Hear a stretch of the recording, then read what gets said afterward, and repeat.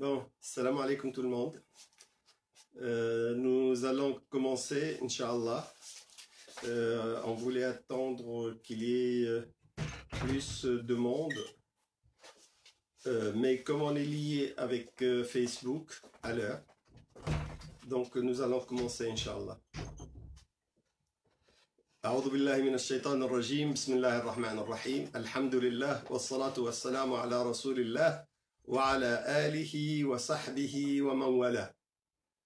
Chers frères, chères sœurs, assalamu alaikum wa rahmatullahi ta'ala wa barakatuh wa kullu aam wa kullu ramadan wa antum bi khair insha'Allah. Ça y est, on est déjà presque le dernier samedi du mois de Ramadan. Samedi prochain, théoriquement, on devrait être la veille de l'Aïd. Pour quelques-uns, peut-être ça sera la fête, ça sera l'Aïd. Mais en tout cas, pour nous, il est fort probable que l'Aïd soit dimanche et que samedi, ça va être la veille. Et comme les frères de Villeneuve-d'Ascq et de Lille, ils m'ont pas sollicité pour ce dernier samedi, donc je ne sais pas si j'aurai une intervention, mais même si c'est pas l'Aïd, même si c'est la veille de l'Aïd, je pense que les gens seront tellement occupés à préparer l'Aïd qu'ils vont pas avoir le temps de suivre une conférence. C'est pour ça j'ai préféré vous parler de l'après-Ramadan maintenant, aujourd'hui. Théoriquement, on devrait parler de l'après-Ramadan à la fin du mois de Ramadan. On n'est pas encore la fin, mais on est la dernière semaine.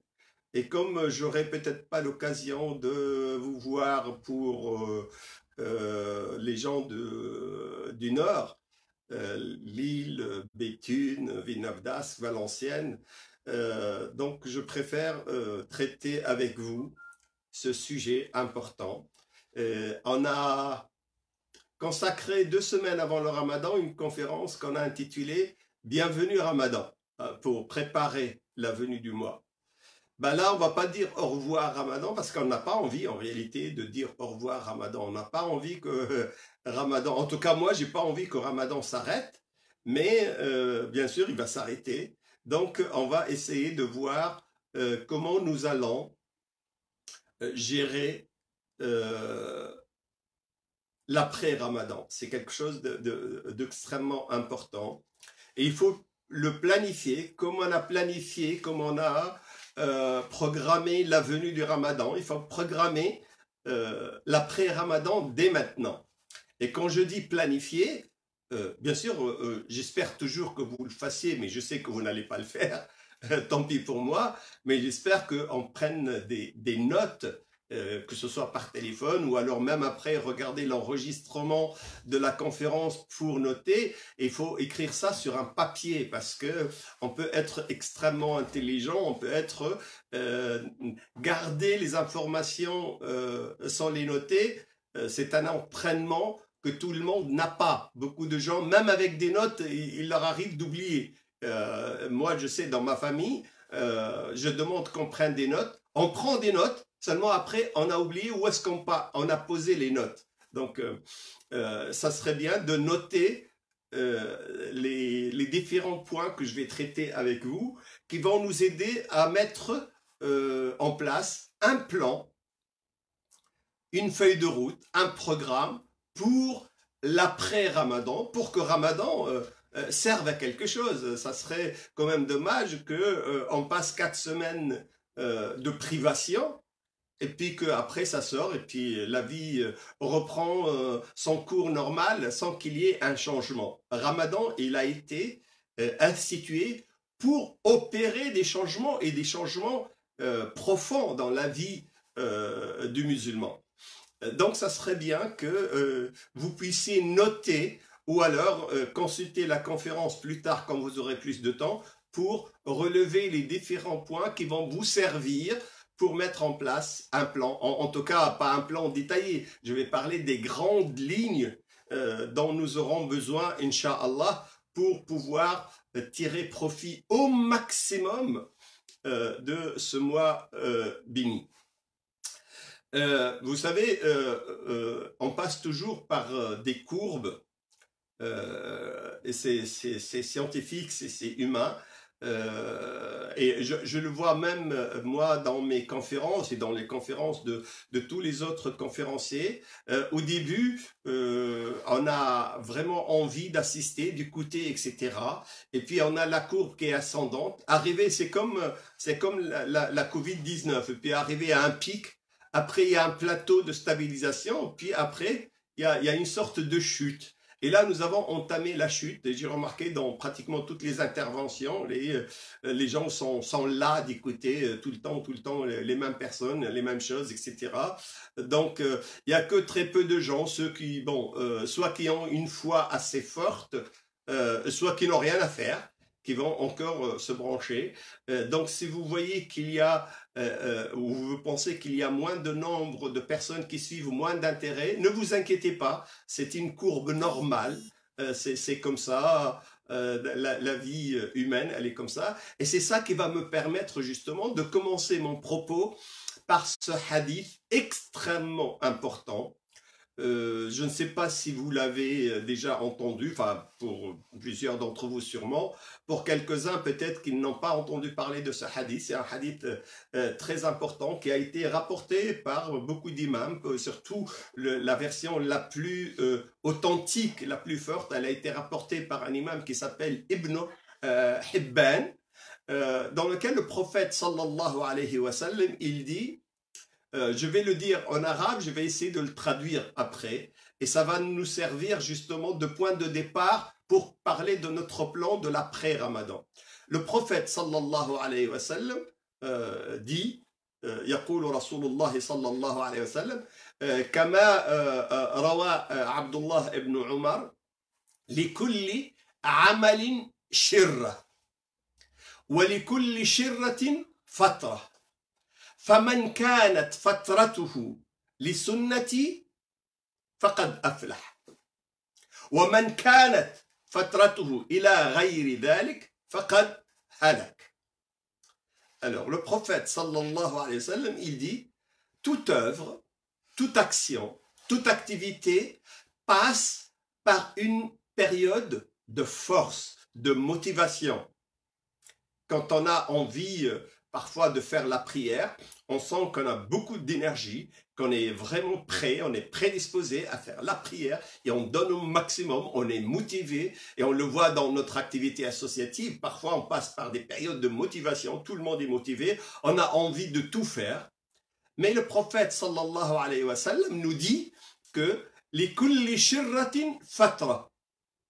Chaque force, chaque motivation passe par une période de relâchement, de faiblesse. On n'est plus motivé, on n'a plus envie de faire quoi que ce soit. Pourquoi? C'est comme ça, c'est dans la nature humaine. Donc on peut se sentir vraiment bien chargé pour faire des prières, pour faire une conférence, pour faire une activité, pour servir les gens, pour faire le jeûne. Et puis voilà, on n'est plus motivé. On passe par une période de faiblesse. Le prophète nous dit, il ne faut pas s'inquiéter, c'est tout à fait normal. L'homme ne peut pas être toujours avec la même énergie, avec la même force, avec la même motivation. Seulement, man kanat fatratuhu li sunnati ou ila sunnati. Celui dont la faiblesse reste dans les limites de la sunna du prophète sallallahu alayhi wa sallam.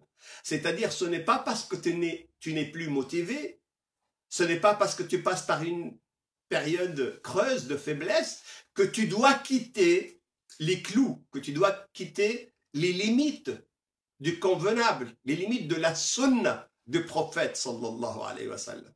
Tu dois toujours rester dans le cadre de la sunna. Celui dont la faiblesse reste dans le cadre de la sunna, le prophète dit, il a gagné. Aflah. C'est pas grave, et il aura quand même le mérite et la récompense. Mais, man kanat fatratuhu, celui dont la faiblesse a été en dehors de la sunna du prophète, en dehors du respect des prescriptions de l'islam, le prophète sallallahu alayhi wa sallam, il dit, faqad halak, c'est-à-dire il est perdu. Et c'est la perdition majeure, la perdition dans cette vie et dans l'au-delà. C'est-à-dire, c'est vraiment la dislocation de l'existence de la personne. La chose, elle est tellement grave. Alors, qu'est-ce qui va se passer? Nous sommes, nous, pendant le mois de Ramadan, dans cette période de force et de motivation. Et nous allons quitter le mois de Ramadan, et il est très probable, on va voir pourquoi, qu'on passe par la période de la faiblesse, la période du relâchement, de la démotivation. Bah, ça peut arriver, mais on devrait rester dans le cadre de la sunna. Je vais donner juste un exemple pour illustrer, je vais revenir en détail à tout ça. On fait, pendant le mois de Ramadan, la prière de la nuit, la prière nocturne, salat al-tarawih ou même d'autres prières nocturnes. On fait 8 rak'at, 10, 12, 20. Et puis après le Ramadan, on dit il n'y a plus de Ramadan, donc il n'y a plus de tarawih. On arrête tout. Ben, si on arrête tout, on quitte la sunna. Parce que la sunna du prophète, c'est de faire au moins 2 rak'at, le minimum. Si vous faites le minimum la nuit, à n'importe quelle heure, ça y est, vous êtes dans la sunna. Mais si vous laissez tout tomber, là, vous quittez la sunna. Et là, c'est la perdition. C'est comme s'il y a un palier, il y a un niveau 1 de la sunna, un minimum. Il y a un, je ne sais pas comment on appelle ça, le SMIC ou le RSA, le minimum religieux, comme il y a le minimum social. Ben, on ne doit pas le quitter. Après, on augmente, on peut monter, atteindre le haut du sommeil, comme dans le sommeil de nos activités pendant le mois de Ramadan, c'est tout à fait normal. Mais après, on ne doit pas descendre dans la cave, on reste au rez-de-chaussée de la sunna, on reste au niveau 1. Est-ce que ça va arriver pour nous? Oui, ça va nous arriver. Pourquoi? Parce que là, nous bénéficions d'un coup de main du ciel. Là, nous sommes aidés pendant le mois de Ramadan. Vous l'avez remarqué d'ailleurs, vous. Et moi, je le remarque. En dehors du mois de Ramadan, j'essaie de respecter. Je respecte toujours, mais avec beaucoup parfois de paresse, beaucoup de fainéantise, beaucoup de difficultés à faire mes prières nocturnes. Et parfois, je les étale sur 2-3 périodes de la nuit. Pendant le mois de Ramadan, malgré le confinement, malgré le stress, malgré l'angoisse, malgré des douleurs à droite à gauche, je trouve l'énergie nécessaire pour faire toutes les prières à l'heure et comme il faut. Et je suis sûr et certain que ce n'est pas mon énergie, ce n'est pas seulement ma foi qui me motive, mais parce que j'ai un coup de main. Il y a un coup de pouce qui est donné par Allah subhanahu wa ta'ala. Il a enchaîné les diables, il a enchaîné les démons. Donc ceux qui m'empêchaient de faire la prière ne sont pas là. Et si je suis empêché, c'est par ma propre faiblesse, par ma propre nafs. Mais les équipes qui étaient mises en place pour m'égarer, pour me pousser à ne pas faire ce qu'il faut, elles sont enchaînées, elles sont emprisonnées. Donc là, je peux bénéficier du maximum justement d'énergie pour adorer Allah subhanahu wa ta'ala. Les portes du paradis sont ouvertes. Ce qui fait que nous avons le parfum. C'est pas un parfum olfactif qu'on sent avec le nez, c'est un parfum spirituel qu'on sent dans son être. On sent la baraka, la bénédiction. On la sent dans la manière dont la nuit et le jour se passent. Eh bien, cette bénédiction, cette baraka, elle nous vient des portes du paradis qui sont ouvertes. Les portes qui nous gâchent la vie, la mauvaise odeur de l'enfer n'arrive pas parce que les portes de l'enfer sont fermées. Donc il y a sûrement, certainement, une aide céleste, une aide divine qui accompagne le mois de Ramadan, qui nous permet, qui nous aide. Et vous l'avez probablement remarqué pour les gens qui ne font même pas la prière en dehors du Ramadan. Et ben, quand le Ramadan arrive, ben, ils sont très motivés, ils viennent, ils remplissent les mosquées pour faire un tarawih. Donc il y a sûrement une aide qui nous assiste pour bien adorer Allah subhanahu wa ta'ala. Qu'est-ce qui va se passer au moment où nous jeûnons? Les diables et surtout leur chef, Shaitan, Satan, il est en train de se ronger les ongles, il est en train de planifier. Il prépare lui aussi l'après-Ramadan. Il a ses cahiers, ses dossiers, il est en train de noter comment je vais faire après le Ramadan. On m'a empêché de les égarer pendant tout un mois. Et Shaitan, il dit, malheureusement pour moi, ils ont fait plus de prières, ils ont fait le jeûne, ils ont fait plus d'aumônes, et ils ont pardonné à leurs proches, ils ont pardonné aux gens, ils étaient plus proches d'Allah subhanahu wa ta'ala. Donc je vais tout faire pour annuler tout ce qu'ils ont fait. Et Shaitan, il prépare ça. Et d'ailleurs, vous allez le remarquer, immédiatement après le Ramadan, le premier jour, on va dormir plus, on va manger plus. Et on va oublier la prière de Tarawih comme un soulagement. Et Shaitan va venir me dire, tu vois, là, à 23h, 23h10, tu devrais faire un Tarawih. Regarde là, tu peux regarder la série, tu peux regarder ton film, tu peux tchatcher avec tes copains, tranquille, t'es bien, et tu vas sentir une sorte de bonheur parce que tu fais pas la prière. Et ce bonheur-là, c'est un bonheur illusoire que Shaitan t'a dessiné pour te sentir bien, et il va y avoir un relâchement. Il va y avoir un relâchement dans tout ce que nous avons fait. Et c'est ça le danger. Parce que ce relâchement, c'est que Shaitan, il va dire à Dieu, voilà, mon Dieu, tu vois, ils valent même pas la peine. Quand tu m'as enchaîné, ils étaient obligés de prier, mais dès que tu m'as libéré, ils m'ont suivi, ils m'ont écouté. Et il va essayer d'annuler tout le mérite, toute la récompense que nous avons accumulée pendant le mois de Ramadan. En quelques jours, on risque de tout dépenser et d'avoir un dossier noirci par notre relâchement, notre faiblesse, nos péchés, nos erreurs, nos fautes, notre égarement. En sortant du Ramadan, notre dossier, il est blanc, notre page, elle est vierge. C'est comme si on vient de naître. Et on doit tout faire pour ne pas la salir, pour garder cette page blanche. Et Shaitan, il va tout faire pour qu'on entache cette page. Et c'est pour ça qu'il faut réfléchir dès maintenant à une série d'actions pour garder la récompense, le bénéfice, la charge que nous avons accumulée pendant le mois de Ramadan. Parce qu'en réalité, le mois de Ramadan, c'est pour charger la batterie et on va utiliser cette charge tout au long de l'année. On ne doit pas tout dépenser dès le début. Donc nous avons un test. Normalement, 1 à 2 semaines. Si on essaie de se limiter dans notre relâchement pendant la première semaine, voire la deuxième, c'est que nous avons une grande chance de réussir le reste de l'année. Pourquoi? Parce que Shaitan, il va mettre le paquet. Il va tout faire dès le premier jour.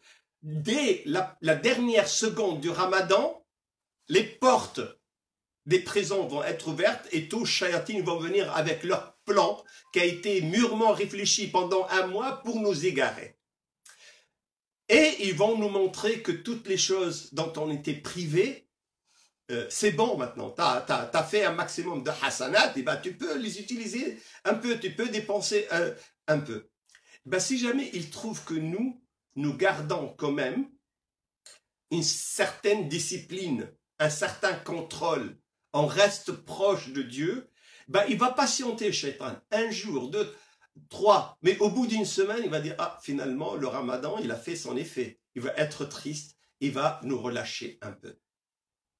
il va laisser ses adjoints la deuxième semaine. Regardez, parce qu'apparemment, ils sont sérieux. Apparemment, le ramadan, il a vraiment fait son effet sur eux. Et ils respectent quand même la prière, ils respectent la lecture du Coran, ils sont... avant le ramadan, ils n'arrêtaient pas de se disputer avec leurs parents, avec leurs proches, avec leurs voisins, leurs collègues. Maintenant, ils sont beaucoup plus gentils, ils sont beaucoup plus bons. Donc, regardez. Ben, si au bout de la deuxième semaine, les assistants de Shaitan vont lui dire, non, ils tiennent bon, là, Shaitan, il va laisser tomber. Il va laisser tomber cette force, il restera toujours avec nous, mais il va plus mettre le paquet parce qu'on va le pousser vers presque le désespoir. Non, le ramadan, il a réellement construit un bouclier contre Shaitan, contre les tentations autour de nous. Mais c'est à nous de montrer à Satan que nous sommes vraiment préparés pour bénéficier de cette proximité avec Allah que nous avons eu pendant tout le mois de Ramadan. Pendant le mois de Ramadan, nous avions des ambitions. On a mis un plan, on a dit que nous allons lire le Coran au moins une fois. Et j'espère que j'ai eu des communications, des gens qui m'ont appelé, des gens qui m'ont écrit, qui m'ont dit, la majorité d'ailleurs, alhamdoulilah, qui m'ont dit qu'ils sont à jour. Ils vont terminer au moins une fois le Coran à la fin du mois. Et ils sont bien. Et il y en a qui m'ont dit qu'ils ont un peu de retard, surtout il y a des dames qui étaient indisposées pendant des jours. Elles vont doubler d'efforts pour rattraper, pour qu'à la fin du mois, elles vont finir tout le Coran. Il y en a qui m'ont dit, notre cher président, M. Lasfar, il nous a dit qu'il l'a fait 3 fois, ou il va le faire, il va peut-être le finir 4 fois dans le mois, une fois par semaine. Il dit, je suis chez moi, mes voyages, mes activités ont cessé, donc je mets au profit ce temps-là pour réciter, pour lire la parole de Dieu. Donc nous avons cette ambition de finir le Coran, nous avons cette ambition de faire plus de bien, nous avons cette ambition de faire des prières la nuit, de faire tarawih, nous avons cette ambition de donner, de faire l'aumône, de donner que ce soit de l'argent, que ce soit de la nourriture, etc. Nous avons cette ambition d'appeler nos proches et d'avoir des réunions avec eux pour s'assurer qu'ils vont bien. Nous avons cette ambition de faire beaucoup de dhikr, beaucoup de dua, on a fait beaucoup d'invocations pour les gens malades, pour les nécessiteux. Il faut garder cette ambition. Il faut garder cette himma, al-himma al-aliya. Il ne faut pas que ça baisse. C'est pas évident, je sais que c'est pas évident. Je sais qu'il va y avoir de relâchement. Le prophète l'a dit, on ne peut pas rester toujours au top. Seulement, si jamais on baisse cette motivation, il ne faut jamais sortir du cadre de la sunna. C'est-à-dire quoi? Alors, décidez dès maintenant, je vais vous dire quelque chose. Décidez de ne jamais. La première chose, j'ai 10 points à vous rappeler. Le premier point, on va commencer comme on a commencé par notre plan. Ne jamais, jamais laisser passer une journée sans lire le Coran. Je ne parle pas de la lecture pendant les prières. Ça, vous n'avez pas de mérite. Votre prière ne sera pas acceptée si vous ne lisez pas la Fatiha et quelques versets ou quelques sourates après. Non, je parle en dehors des prières obligatoires, en dehors même des prières facultatives. Vous prenez le livre, vous prenez votre téléphone, votre tablette, vous prenez n'importe quel support et vous lisez le Coran. Combien? Si pendant le mois de Ramadan, vous avez terminé le Coran durant le mois, c'est-à-dire que vous lisez au moins 2 chapitres, 2 hizb par jour. Comme on a 60 hizb, donc tous les jours on lit 2 hizb. 2 hizb, c'est-à-dire 20 pages. Un hizb, un chapitre, c'est une dizaine de pages. Donc 2, c'est-à-dire une vingtaine de pages. Après le Ramadan, je te demande de lire le minimum pour ne pas sortir de la sunna, au moins 1 page. Quelle que soit ta situation, quel que soit ton travail, quelles que soient tes occupations, quelle que soit ta fatigue, quelle que soit ta paresse, trouve le temps, juste avant de dormir. Tu es dans ton lit, tu vas dormir, et prends le temps. 1 page, c'est 2 minutes. 2 minutes et demie pour celui qui ne lit pas. 1 minute pour celui qui lit rapidement. Mais lisez avec attention, attentivement, une page, au moins une page. Si tu lis une page, tu as eu un relâchement, tu as eu une faiblesse, mais tu n'as pas quitté la sunna du prophète sallallahu alayhi wa sallam. Nous avons jeûné pendant 30 jours, 29 jours ou 30 jours. Eh bien, tu dois planifier dès maintenant de jeûner les 6 jours de Shawwal. Pendant le mois qui vient après le mois de Ramadan, qu'on appelle le mois de Shawwal, tu dois jeûner 6 jours. Soit les jeûner un seul paquet ensemble. Bien sûr, pas le jour de l'Aïd. Et je te conseille de ne pas jeûner ni le jour de l'Aïd, ni le lendemain, ni le surlendemain. Tu gardes les 3 jours après le Ramadan pour les visites, pour la famille, pour la fête, pour... Tu peux garder qu'une seule journée, que le jour de l'Aïd d'ailleurs. Mais moi, ce que je vais faire, je vais garder 3 jours. Et après, soit tu jeûnes les 6 jours ensemble, tu prends encore une semaine, presque, soit 3 jours et 3 jours, soit une journée, tu jeûnes une journée, tu rends le jeûne, soit tu fais ce que je vais faire, moi, ce que je faisais à chaque fois, je jeûnais, c'est ce que je vais faire, Inch'Allah, les lundis et les jeudis. Comme ça, je vais cumuler la récompense. La récompense du jeûne normal du lundi et du jeudi et la récompense des 6 jours de Shawwal. Et ça dépend de l'intention, ça dépend de Niyya. C'est ce que je vais, moi, avoir comme intention, Niyya, Inch'Allah. Mais quelle que soit la disposition, prends le temps au début du mois, à la fin du mois, avant la fin du mois de Shawwal, de jeûner les 6 jours. Il faut que tu les planifies dès maintenant. Il faut que tu les intègres intellectuellement dans ta tête, spirituellement dans ton esprit, et matériellement, objectivement, dans le plan que tu vas mettre en place. C'est très important. Et je vous ai déjà rappelé que jeûner 30 jours, une journée auprès de Dieu, c'est multiplié par 10, ça fait 300 jours. Jeûner 6 jours, c'est multiplié par 10, ça fait 60. 300 plus 60, ça fait 360 jours. C'est pour ça, le prophète sallam, il dit, c'est lui qui jeûne après le Ramadan, au mois de Shawwal, 6 jours, c'est comme s'il avait jeûné toute l'année. Parce qu'il aura la récompense de 360 jours. Bien sûr, l'année lunaire, elle est de 360 jours. Donc, nous devons planifier de jeûner les 6 jours. Pourquoi? En réalité, pour garder. On ne peut pas arrêter le jeûne d'un seul coup. Même notre corps ne va pas comprendre. D'ailleurs, vous allez le voir. Et tous ceux qui ont arrêté le Ramadan de jeûner, ils n'ont pas jeûné quelques jours après, ils ont eu des problèmes gastriques. Parce que notre système, d'ailleurs, ceux qui ont commencé le jeûne, ils ont eu des problèmes. Notre appareil digestif, notre corps, il lui a fallu du temps pour s'habituer. Et il s'est habitué au jeûne, maintenant il prend des dispositions pour jeûner. Et d'un seul coup, ça y est, on l'étouffe d'aliments, de nourriture, et ben nous allons avoir des problèmes. Donc, rien que pour aider notre corps, mais surtout, l'objectif, c'est pour aider notre esprit, pour garder cette proximité avec les anges. Celui qui jeûne, il est dans le monde angélique. Il quitte le monde matériel animal pour rejoindre les anges qui ne mangent pas, qui ne boivent pas, qui se ne reproduisent pas. Donc, garder cette proximité. Et la chose la plus importante de tout ça, c'est que Dieu qui nous a prescrit le Ramadan, il n'est pas mort après le Ramadan. Dieu, il est toujours là. Et le fait de laisser tomber ça, c'est une manière à toi de dire que Dieu est mort, que Dieu n'est plus là, que tu adorais un Dieu pendant le Ramadan, mais après le Ramadan, ce Dieu n'est plus là pour que tu l'adores. Et c'est ça le danger, c'est un danger mortel, un danger dans l'esprit, dans l'âme, dans la foi.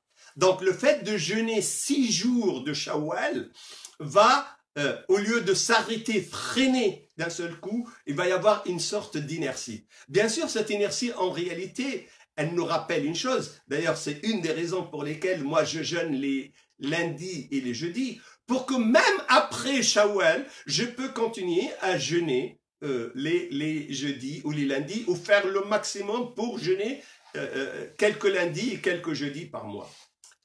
Sinon, ça c'est la sunna. Et ça, c'est pas le niveau le plus bas de la sunna, c'est un niveau plus haut.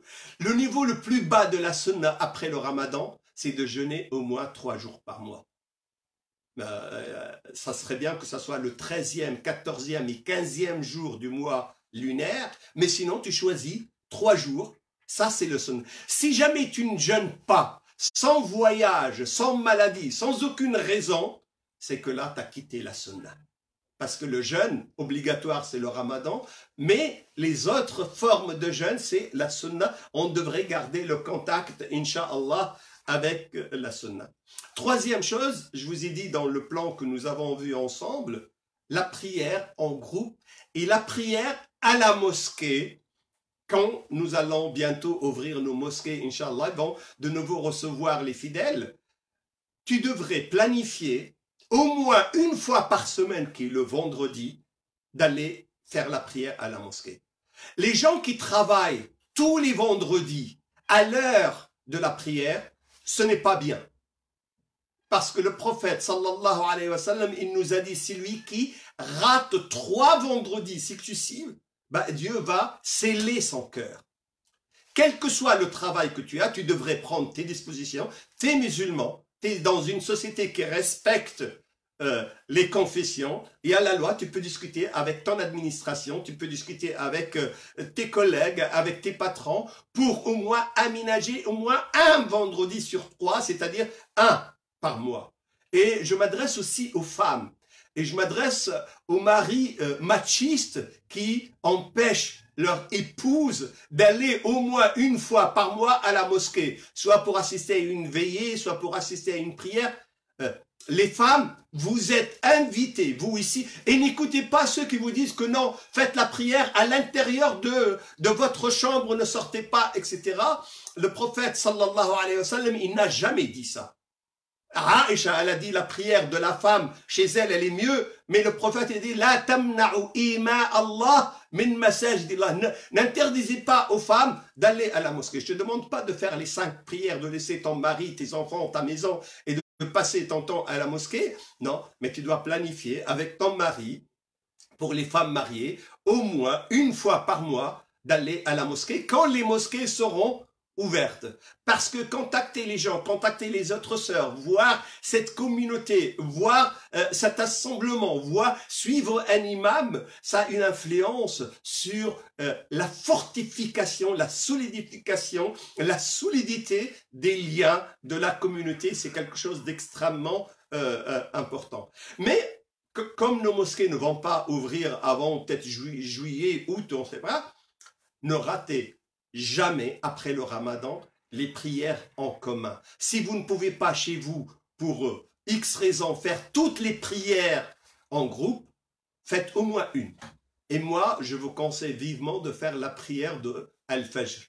Ne ratez jamais la prière de Al-Fajr à l'heure.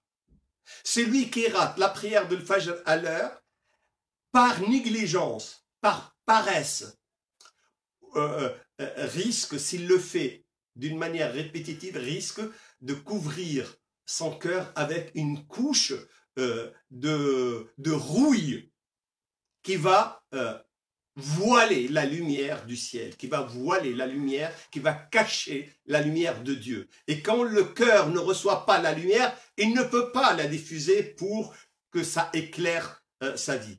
Donc, vous devez respecter l'horaire des 5 prières. Mais celle que vous devez jamais rater après le ramadan, c'est la prière de l'Fajr.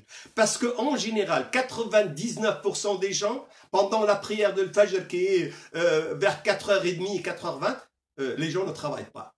Donc, ils sont chez eux.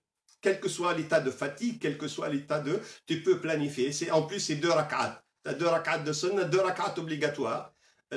C'est quelque chose qui va donner beaucoup de force à ton corps. La prière de subh, c'est une des meilleures manières de combattre les maladies cardiovasculaires. Et subhanallah, j'ai entendu ça d'un médecin il y a quelques mois, je parlais de lui, et je lui dis, j'ai entendu ça, est-ce que c'est vrai? Il m'a dit, c'est un pneumologue, il m'a dit oui, il m'a même expliqué le pourquoi, comment la prière de l'Fajr, elle participe à prévenir les maladies cardiovasculaires. Donc c'est quelque chose que vous devez faire.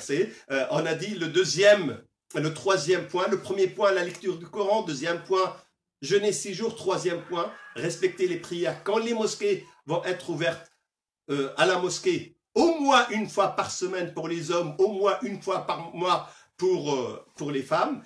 Et quatrième chose, on a passé le mois de Ramadan à faire beaucoup de dhikr, beaucoup de dua. Il ne faut pas laisser cette bonne habitude.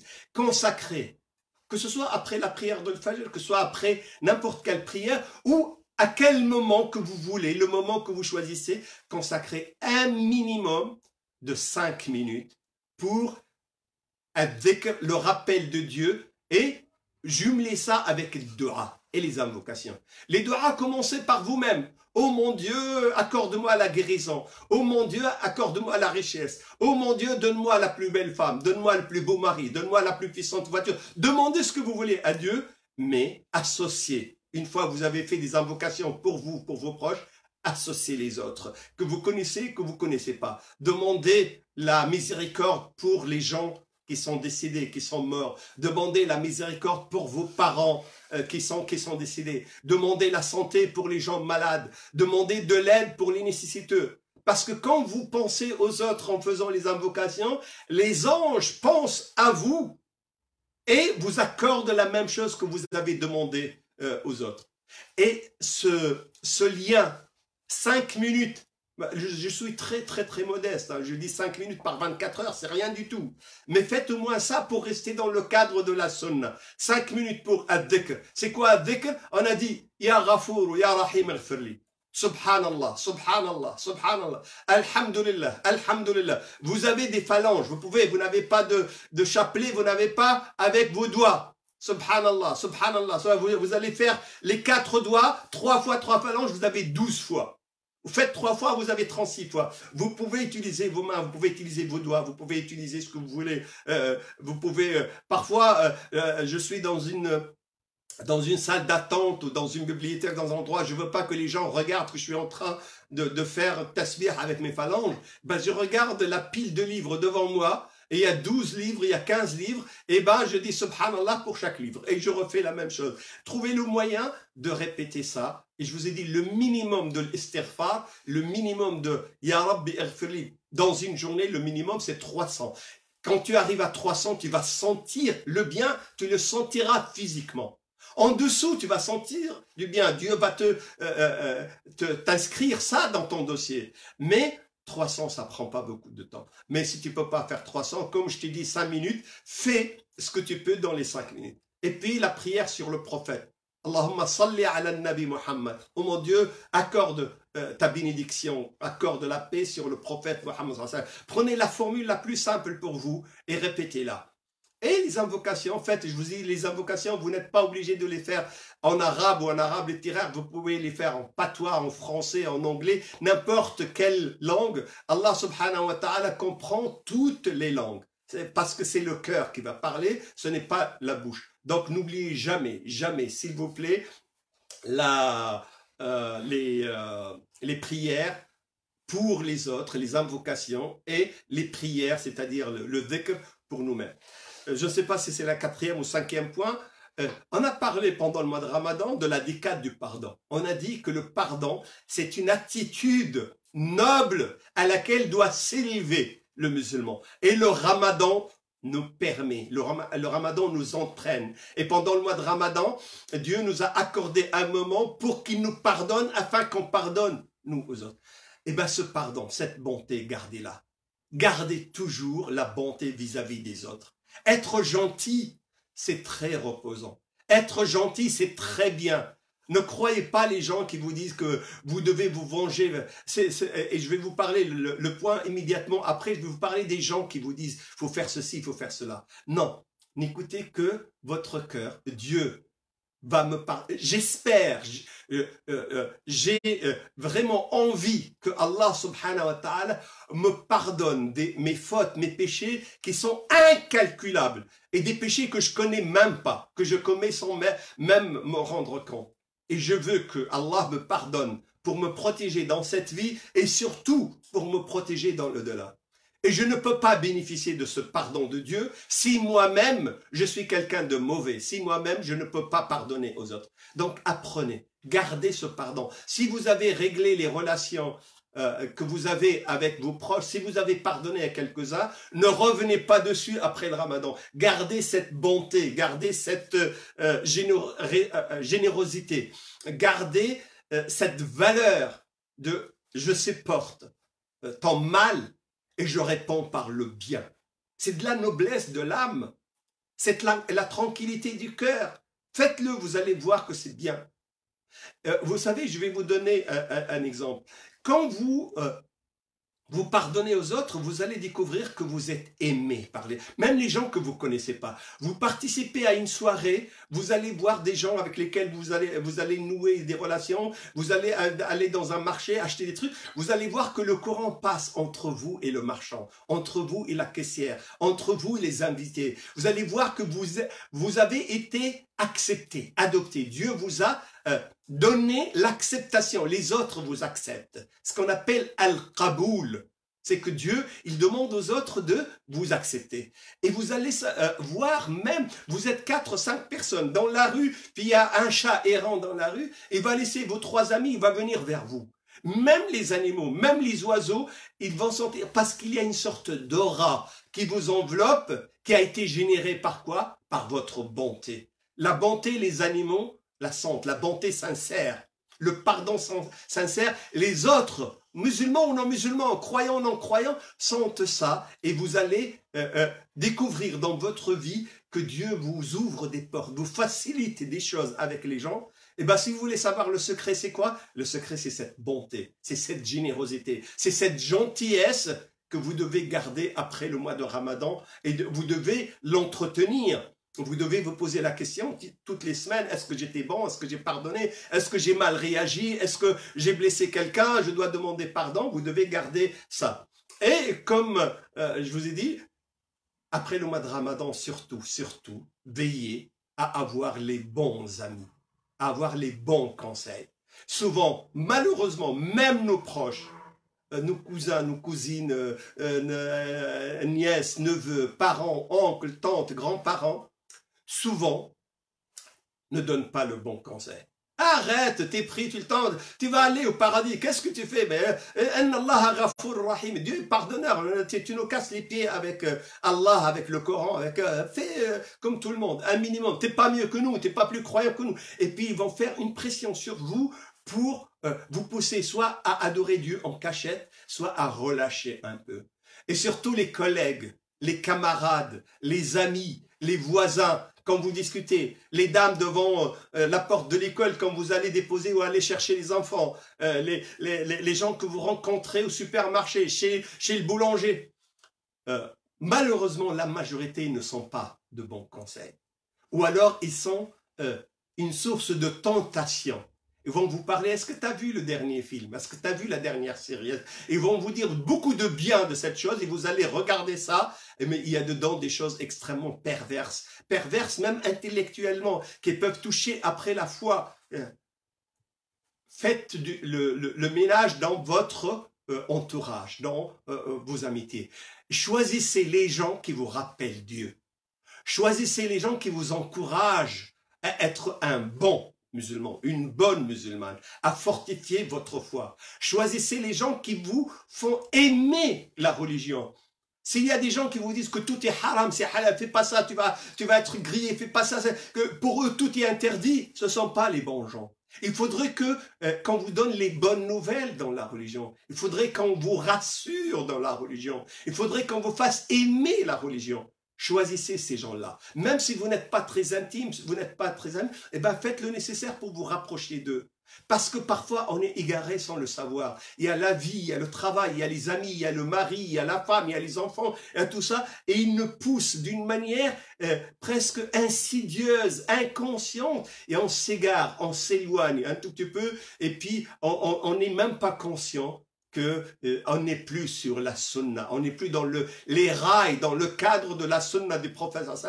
On a besoin de ce bon conseil, on a besoin de cet ami, on a besoin de ce proche, de ce camarade qui nous réveille. Est-ce que ou alors, même sans le faire directement, il peut le faire par allusion. Je suis un peu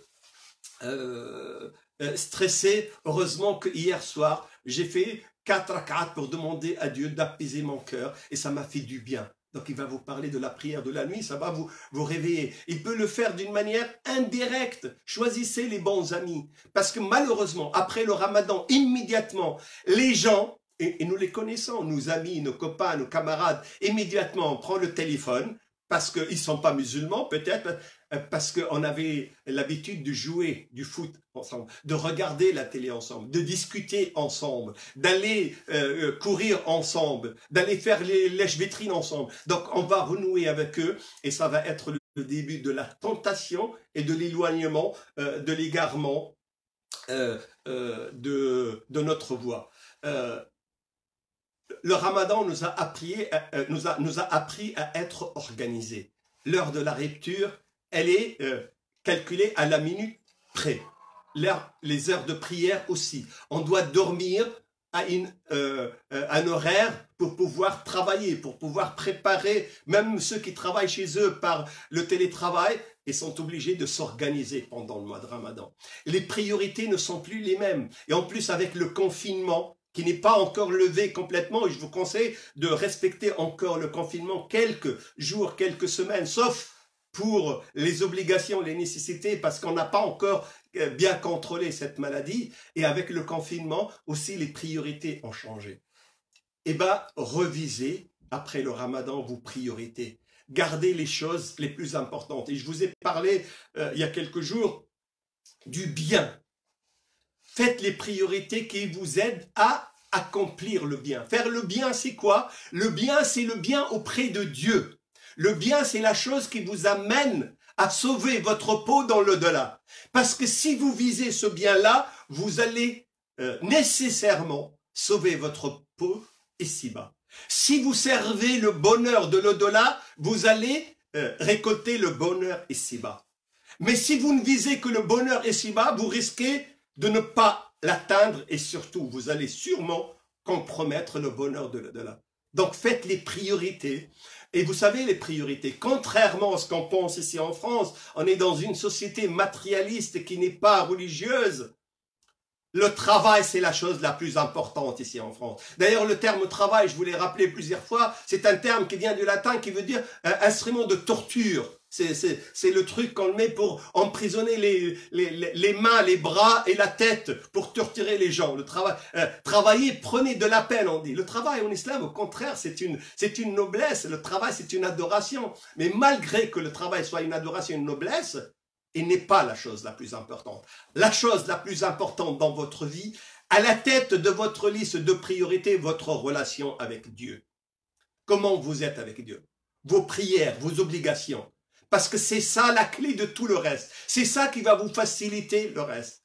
Et je vous ai dit, si vous ne savez pas quel est le bien que vous devez faire, vous devez avoir un objectif principal, c'est d'être utile à tout le monde, de servir tout le monde, être au service de tout le monde. Selon bien sûr vos capacités intellectuelles, capacités financières, capacités physiques, mais en tout cas votre souci majeur, votre politique générale, c'est d'être serviable. Parce que quand vous êtes au service de tout le monde, vous êtes proche de Allah subhanahu wa ta'ala. Et vous ne pouvez faire ça que lorsque vous êtes proche de Dieu. Donc, revisitez vos priorités pour le Ramadan afin que cette énergie nous serve tout au long des mois qui nous séparent du prochain Ramadan, Inch'Allah. Je vais bientôt terminer. Je vais bien sûr vous parler des loisirs.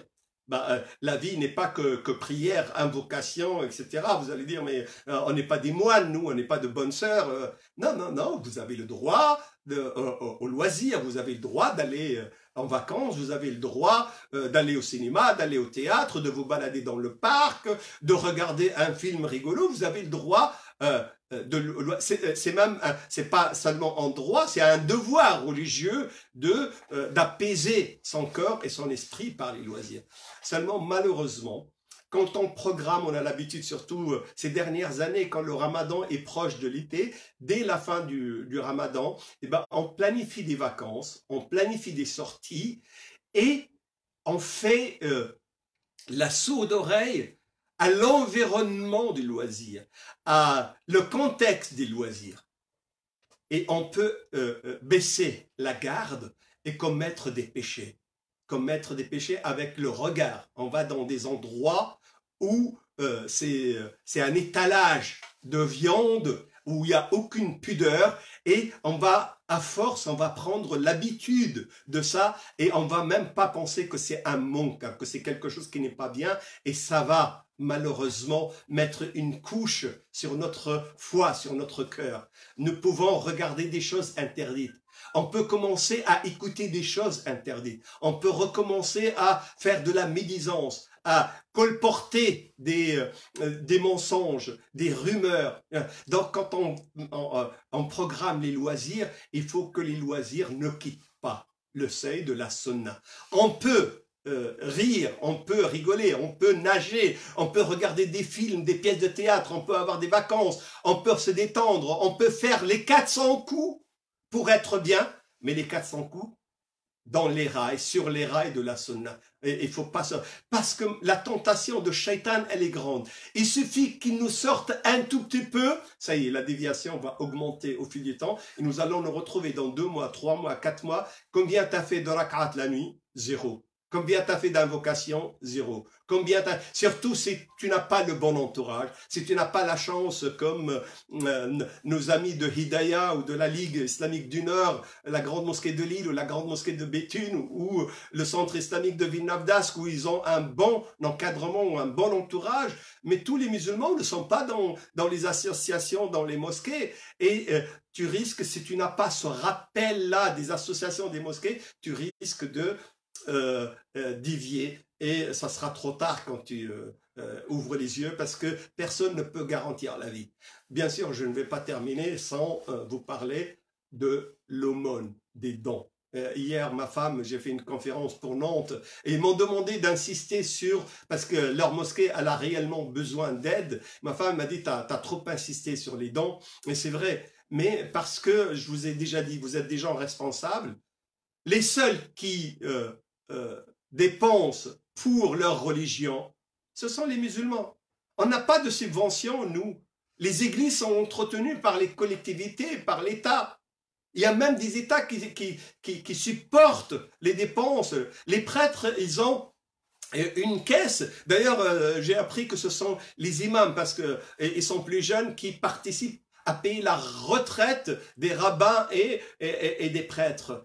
Les synagogues, même si les juifs font beaucoup d'efforts pour subvenir aux besoins de leur religion, mais ils obtiennent des subventions de l'État parce qu'ils sont plus anciens en France, donc leur église, leur synagogue, leur temple sont pris en charge par l'État. Nous, nos mosquées sont à notre charge. Nos écoles sont à notre charge. Nos centres sont à notre charge. Nos associations sont à notre charge. Il est de notre devoir de subvenir aux besoins.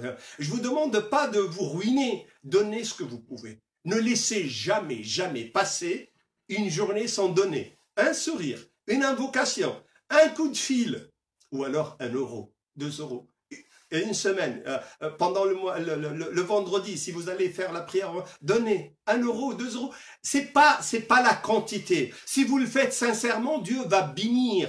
Il va y avoir la baraka. Mais gardez ce geste. Vous vous rappelez, en tout cas pour les membres de Hidayah, pendant mes séminaires, je ne veux pas que des gens payent pour toute l'année. Je veux que pour chaque séminaire, les gens rentrent la main dans la poche pour donner 50 centimes et 1 euro. Et j'ai dit, je veux vous habituer. Je veux que les gens s'habituent à donner. Ce geste-là, à chaque fois que tu rentres la main dans ton porte-monnaie pour sortir, quelle que soit la pièce, même une petite pièce, ce geste, c'est un geste très méritoire auprès de Allah subhanahu wa ta'ala qui va fructifier ton argent et qui va sauver ton existence ici-bas et dans l'au-delà. Donc, pensez à nos institutions, pensez à nos instituts qui sont dans le besoin, pensez aux nécessiteux, pensez aux réfugiés, pensez aux femmes seules, pensez aux hommes seuls, pensez aux couples séparés, pensez à des enfants qui sont des orphelins, pensez à tous les gens qui ont besoin de votre don. Et la première personne qui a besoin de vous,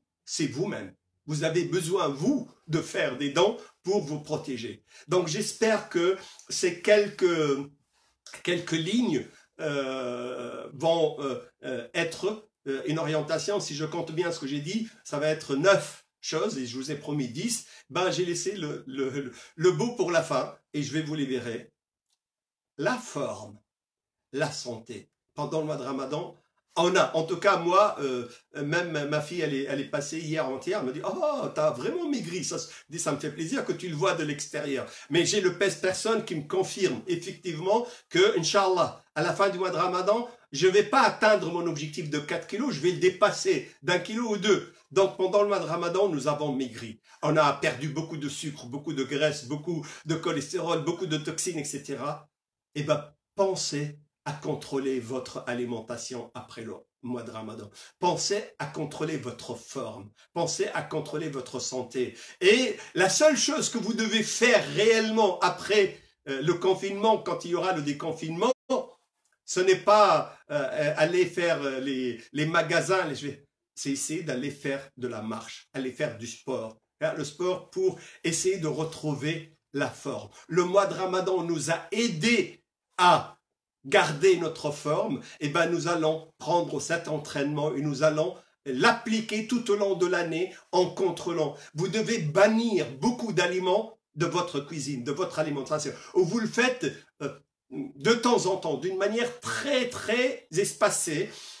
Tout ce qui est toxine, tout ce qui est graisse, tout ce qui est conserve, tout ce qui peut vous nuire, même si vous adorez ça, tout ce qui est sucre, faites-le modérément. Le Ramadan nous apprend la modération pour garder le maximum de forme. Après le Ramadan, on doit garder cette modération pour garder la forme. Donc on a parlé de la forme, on a parlé de la bonté, on a parlé des loisirs, on a parlé de la prière, on a parlé des jeûnes, on a parlé du pardon, on a parlé, et ben tout ça c'est le plan que nous avons appliqué pendant le Ramadan. Nous allons essayer de l'appliquer, même au minimum, mais sans quitter la sunna. Vous ne devez jamais arrêter aucune action que vous faisiez pendant le Ramadan après le Ramadan. Vous pouvez la diminuer jusqu'au plancher, mais vous devez garder un minimum pour être dans le cadre de ce hadith que j'ai cité. As'alullah subhanahu wa ta'ala an yahfadna, je prie que Dieu nous préserve, que Dieu qui nous a donné un don inestimable puisqu'il nous a permis de jeûner ce mois de Ramadan et nous a permis d'assister au mois de Ramadan. On ne sait pas si le prochain Ramadan nous serons là, on ne sait pas si on sera là, on sera capable de le jeûner ou on sera malade, on ne sait rien. Dieu en tout cas il nous a fait une faveur cette année, il nous a permis d'atteindre le mois de Ramadan et de le jeûner. Et on espère qu'Allah subhanahu wa ta'ala nous donnera la santé, la force, la foi pour atteindre l'autre mois de Ramadan et encore plein d'autres mois de Ramadan pour bénéficier de ce don-là. Et ce don, on ne va pas le gaspiller. J'espère qu'Allah subhanahu wa ta'ala va nous aider à le dépenser avec modération tout au long de l'année pour garder cette proximité avec Allah subhanahu wa ta'ala. Levez vos mains tous les soirs pendant la rupture pour demander la guérison, pour demander la santé, pour demander l'aide, pour demander l'assistance à tous ceux qui sont dans le besoin, un besoin médical, un besoin de santé, un besoin d'argent, un besoin de tendresse, un besoin de femme, un besoin de mari, un besoin d'enfant, un besoin de réussite. Demandez à Dieu d'accorder le bien à tout le monde. Soyez bon avec tout le monde. Regardez tout le monde avec cette générosité du cœur. Dieu sera généreux avec vous. Il sera bon avec vous. Et je vous souhaite, Inch'Allah, si je ne vous vois pas à la fin de samedi, je vais voir avec les frères de Lille si je fais une intervention. On vous le dira. Sinon, je vous verrai probablement soit le jour de l'Aïd, soit après dans une intervention par Zoom et par Facebook pour vous souhaiter bonne fête. Essayez de commencer à planifier et qu'Allah subhanahu wa ta'ala nous préserve tous, qu'il nous accorde la santé, qu'il nous accorde le bien, le bonheur, qu'il fortifie notre foi et qu'il nous garde dans le cadre de la sunna de son prophète sallallahu alayhi wa sallam. Merci pour votre attention. Je vais voir vos questions. Et que ce soit en direct par Zoom, que ce soit sur Facebook. Et je vous laisse. Wa sallallahu wa sallama wa barak ala sayyidina Muhammad. Alors, est-ce qu'il y a des... je vais, en attendant qu'on me prépare les questions, je vais faire deux petites remarques. C'est que moi, devant moi, je ne vois pas grand monde. J'ai mon petit ordinateur avec des petits timbres. Je vois de temps en temps quelques têtes, mais je vois pas tout le monde. Donc si parfois et en plus j'ai pas mes lunettes, même les gens que je vois, je peux pas distinguer tout le monde. Bien sûr, je distingue avec beaucoup de plaisir là mon cher frère Michael de Bruxelles. Je distingue notre vice-présidente Marie-Noël. Je vois notre chère et honorable dame Annick. Je vois mon ministre de WhatsApp Fatima Laouni, je vois, mais je vois pas, je vois le frère Faisal, je vois, je vois pas tout le monde en plus, les autres sont sur d'autres pages et j'ai pas le moyen, moi, de regarder tout le monde. Donc, si je ne salue pas tout le monde, si je ne vois pas tout le monde, c'est que vous êtes tous, même quand vous ne marquez que votre iPhone ou un numéro ou un pseudo, vous êtes tous dans mon cœur, vous êtes tous dans mon esprit. Et je m'excuse si je ne parle pas à tout le monde ou j'ai pas fait attention parce que ma femme après elle m'a dit il y a telle ou telle personne, je l'ai pas vue parce qu'elle est dans l'autre page et moi je ne peux pas voir là parce que les gens je les connais, je les distingue un peu, mais il me faut mes lunettes pour bien voir. Ça c'est la première remarque. La deuxième remarque, il y a des gens qui ont écrit mais tu peux dire ce que tu as dit mais à voix basse. Pourquoi tu cries? Et on m'a fait la remarque plusieurs fois. En réalité, je ne crie pas. Moi, je suis un conférencier. Mon outil de travail, c'est ma gorge, c'est ma voix. Et j'avais l'habitude de parler avec micro et sans micro, dans une salle de 10 personnes et dans une salle de 10 000 personnes. Et ma voix, après 50 ans d'entraînement, elle est comme ça. Je ne le fais pas pour vous agresser. Moi, je ne peux pas contrôler ma voix. Par contre, vous pouvez contrôler le son. Vous n'avez qu'à baisser. Si vous trouvez que je parle trop fort, ben baissez le volume de votre côté et vous êtes tranquille. Pourquoi me le reprocher à moi, en tant que conférencier, de parler fort, alors que vous avez la possibilité de baisser le volume et de m'entendre avec basse voix. Donc, parce que la remarque, elle est venue plusieurs fois. C'est comme si je vous agressais avec ma voix forte. Non, moi, quand le micro, il est proche, quand il est loin, quand la salle, il y a un micro, je parle avec le même volume. C'est le défaut des conférenciers. Et peut-être que moi, mon défaut, il est plus grand que les autres. C'est fort possible. Donc, si jamais ma voix, elle est trop forte pour vous, je vous invite à baisser le son de votre côté et vous allez me voir parler doucement. Donc, ça, c'est la deuxième remarque. La troisième remarque, il y a des gens qui m'appellent avec un numéro, soit un numéro masqué. Vous devez savoir que mon téléphone ne répond pas au numéro masqué. Deuxième chose, quand je ne connais pas le numéro, il n'est pas dans mon répertoire et la personne ne laisse pas de message. Et elle m'a appelé parce que je suis en enregistrement comme maintenant, où je suis occupé, où je suis en train de faire la prière, où je suis en train de dormir. Après, je vois le numéro. Et surtout, parfois, c'est des numéros fixes, des 09. Je peux même pas rappeler. Donc, s'il vous plaît, par courtoisie et pour me rassurer, moi, quand vous appelez, vous me trouvez pas, soit vous me laissez un message, ou le mieux, c'est de m'envoyer un petit SMS, un mot. Salut, je suis tel, et moi, dès que j'ai le temps, je vous rappelle. Parce que je trouve beaucoup de numéros de téléphone en mon absence, et je peux pas les appeler parce que ce sont des numéros que je connais pas. Puis, il n'y a aucun message, et ça, je me dis, peut-être c'est quelqu'un qui était dans le besoin, dans l'urgence, qu'est-ce que je peux faire? Et je peux même pas appeler parce que c'est un numéro fixe. Et j'ai essayé. J'ai même appelé 2-3 fois des numéros fixes, ils sont dans le vide et personne ne me rappelle. Donc, s'il vous plaît, soyez gentils. Quand vous pouvez m'appeler jour et nuit. Je réponds toujours. Et si je ne réponds pas parce que je suis occupé, je rappelle après. Donc, mais si vous ne me trouvez pas, et si vous pensez que votre numéro n'est pas dans mon répertoire, soyez gentils, laissez-moi un petit mot par SMS ou sur la boîte vocale. Comme ça, je peux savoir de quoi il s'agit et je peux vous rappeler, Inch'Allah. Je vois que notre cher ami Najwa a levé la main. Donc, je vais commencer par elle, lui donner la parole, puis après, on prend une question de Facebook, une question écrite. Je vous écoute.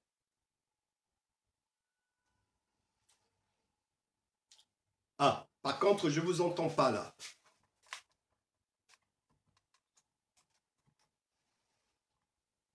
Non, Najwa, je vous entends pas. Ah, j'ai un problème de son apparemment parce que non, le son il est au maximum ici, mais je suis désolé, j'ai un problème de son apparemment. J'entends pas.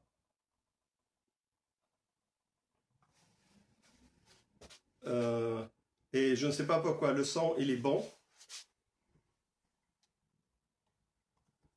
Est-ce que tu vérifies s'il te plaît? On va vérifier le son parce que non, c'est pas elle. Elle son. Et ici, je reçois pas de son. Je sais pas. T'as mis l'audio au début? Regarde. Oui, oui, bah oui. Je n'entends personne. Marie-Noël, essayez de parler. Non, votre micro, ouvrez votre micro. Ah non, non, je vous entends pas. Donc le problème, il vient sûrement de moi parce que je n'entends personne là. Et t'as fait quoi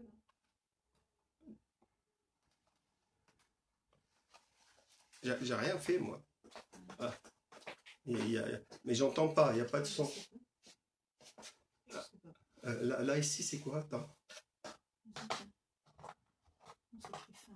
Mais vous n'avez pas mis le son au début? Est-ce que tu entends, toi, le Facebook? De toute façon, on m'a rien dit, donc les gens entendent, mais moi, j'entends pas.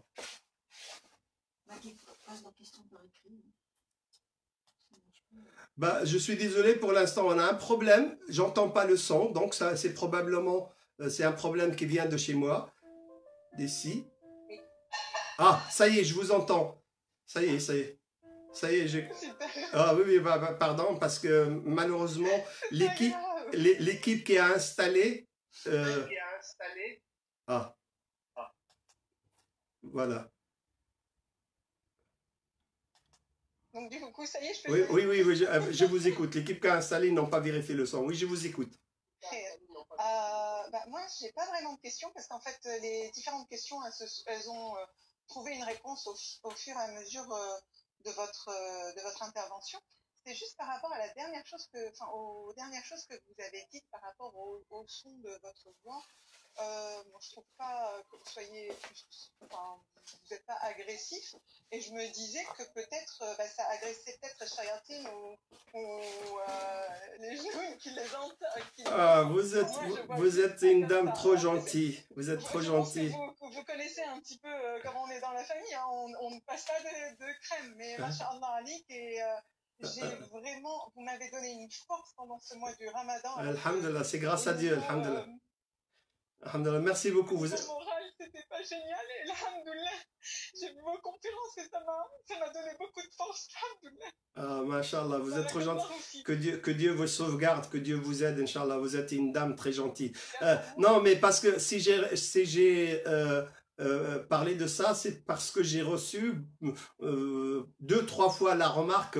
Vous pouvez le dire à voix basse. Pourquoi vous criez? En réalité, je ne crie pas. C'est ma manière. Je n'ai l'intention d'agresser personne.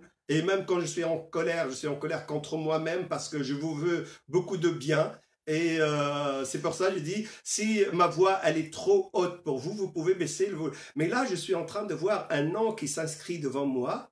Je sais pas, Karen, c'est pas notre Karen à nous du Canada. Bah, ça doit être, bah, si c'est notre Karen, bah, je la salue. Je pensais pas qu'elle assiste à chaque fois là comme ça.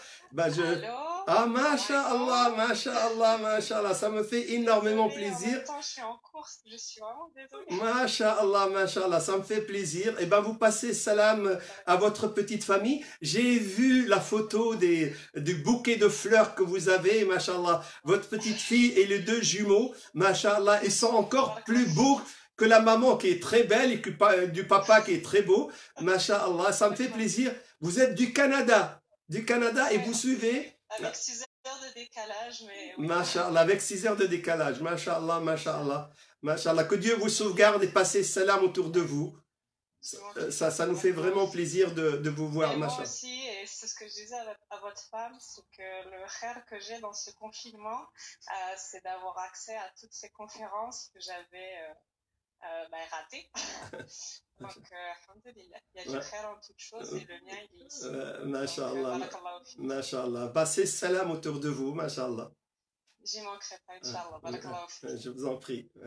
Bon, une question écrite? Alors, vu que j'ai une petite question. Donc, vu que les démons sont enchaînés pendant le Ramadan, les péchés que nous faisons pendant ce mois-ci béni viendraient d'où? Quelle serait l'origine de ces péchés? Ouais, y a une personne qui demande, vu que les shayatines sont enchaînés, les péchés que nous commettons pendant le mois de Ramadan, ils viennent d'où? J'ai déjà répondu à ça au début du Ramadan. Les péchés, ils viennent de 2 sortes essentielles. La première, c'est nous-mêmes. Parce que shaitan, il ne fait que nous chuchoter des choses, il nous incite à faire des choses. Mais si on n'est pas disposé à les faire, si on a suffisamment de protection auprès de Allah subhanahu wa ta'ala, on ne va pas l'écouter. On va écouter au contraire les voix de la sagesse, de la foi, de l'iman. Donc, Shaitan, il ne fait que nous montrer les tentations, nous aider. Mais on a notre nafs, wa nafsin wa ma sawaha fa'alhamaha fujuraha wa taqwaha. Donc, dans notre âme, on a la bonté, on a la rectitude et on a la perversion, on a l'égarement, on a les deux. Donc, la première source, c'est notre propre nafs. Et c'est grave, surtout pour les grands péchés. Les petits péchés, j'aurai l'occasion de vous expliquer ça plus en détail. Mais si jamais on commet les grands péchés pendant le mois de Ramadan, c'est qu'il y a une urgence à revisiter son âme, c'est que notre âme, notre nafs, elle est vraiment, vraiment pervertie. Il faut là mettre en place tout un régime pour contrôler les pulsions de nafs quand il s'agit des grands péchés. Mais s'il s'agit des petits péchés, la première source, c'est ça. La deuxième source, c'est que c'est pas tous les shayatines qui sont enchaînés. Je vous ai dit, ce sont les commandants, ce sont les généraux, ce sont les chefs des shayatines. Mais les petits caporaux, les sergents, les soldats, les petits flics de quartier, eux, ils restent en liberté et eux, ils essaient d'arriver à nous égarer et parfois, ils réussissent. Donc, Shaitan ne disparaît pas définitivement, mais sa perversion, elle baisse énormément parce que les chefs qui planifient, les généraux qui donnent les ordres, eux, ils sont enchaînés. Mais les petits shayatines restent avec nous et ils n'ont pas suffisamment de force pour nous corrompre, mais quand la personne, elle est prédisposée, quand elle est à la limite de la foi, quand elle s'éloigne de Dieu, ben, elle peut les écouter et elle peut commettre des péchés. Pour résumer, si on commet des péchés pendant le mois de Ramadan, c'est notre nafs qui n'est pas bien pur, bien propre, et parce qu'on écoute aussi les petits shayatines. Et ça, je l'ai déjà expliqué. C'est le prophète sallam qui nous a expliqué ça. Et notre question? Là, il n'y a pas de question en fait, c'est des remerciements et. Sur l'autre page ou c'est tout? L'autre page. Ben, apparemment, les gens, ils sont... Il y a Mimoutinsi aussi qui est sur le Zoom. Ah, on me dit qu'il y a Mimoutinsi aussi qui est sur le Zoom. Ben, je la salue. Ça me fait plaisir de savoir qu'elle est là. Elle est de Hollande. Et la Hollande sont éprouvés comme nous. Je la salue. Ben, de toute façon, finalement, un Zoom qui a été fait par notre petite association Hidayah. Le Facebook, c'est pour nos amis du Nord. Mais le Zoom, c'était essentiel. Et puis, on a des gens de Bruxelles, on a des gens de Hollande, on a des gens de Paris, on a des gens du Canada, on a des gens de... Ah, mashallah, Mimoun, assalamu alaikum, bon Ramadan. Ça me fait plaisir de te savoir avec nous, mashallah. Ben, bon Ramadan à vous et à vous tous. Et franchement, ouais, depuis le début. Donc, alhamdulillah, c'est vraiment un honneur d'être là et de vous écouter. Ah, merci, ça me fait plaisir, merci beaucoup. Mais moi, je ne savais pas, c'est la première fois qu'on m'a dit que tu étais avec nous, bah, ça me fait énormément plaisir. Et Mimout Insi, c'est une dame qui est très proche de mon cœur parce qu'elle était à l'origine de la première réunion des Mansourat qui a été mise en place il y a plus de 20 ans. Elle était l'instigatrice, elle était à l'origine de ce bien-là et maintenant elle vit en Hollande, que Dieu la préserve, elle et sa famille. Et merci beaucoup, Mimout. Bien.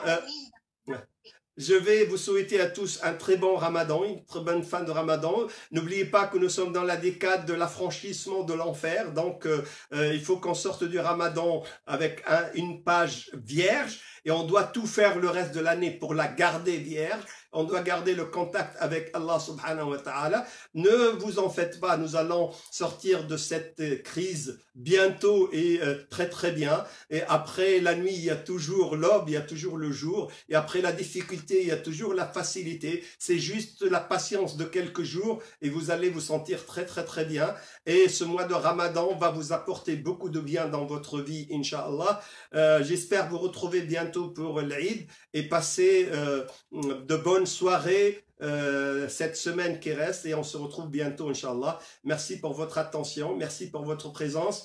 وصلى الله وسلم وبارك على سيدنا محمد سبحانك اللهم وبحمدك نشهد أن لا إله إلا أنت نستغفرك ونتوب إليك سبحان ربك رب العزة عما يصفون وسلام على المرسلين والحمد لله رب العالمين. Et je charge Michael de transmettre mes salams d'abord aux 6 Belges particuliers que j'adore particulièrement et à toute la Belgique. Inch'Allah, et je viendrai Inch'Allah bientôt vous voir directement en Belgique, Inch'Allah.